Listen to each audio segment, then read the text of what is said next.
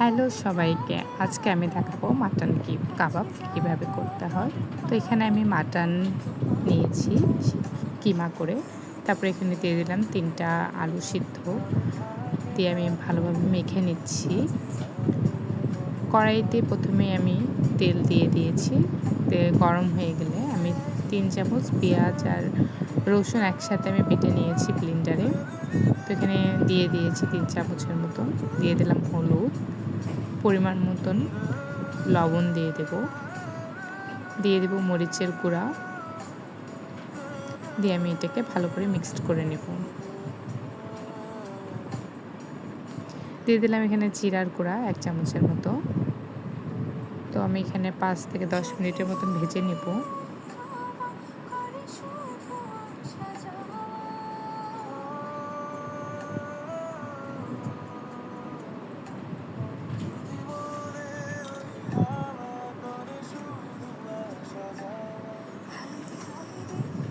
তারপর এখানে দিয়ে দেবো 1 চামচের মতো আদা বাটা। আদাটা আমি আবারও মিক্সড করে নিচ্ছি। তারপরে দিয়ে দেব এখানে মাটন আর আলু যেটা আমি মেখে রেখেছিলাম এটা দিয়ে দেব। দিয়ে আমি আবারও এখানে 10 মিনিটের মতন ভালো করে ভেজে নেব। ভেজে নেওয়ার পর আমি এখানে পরিমাণ মতন কষানোর জল দিয়ে দেব।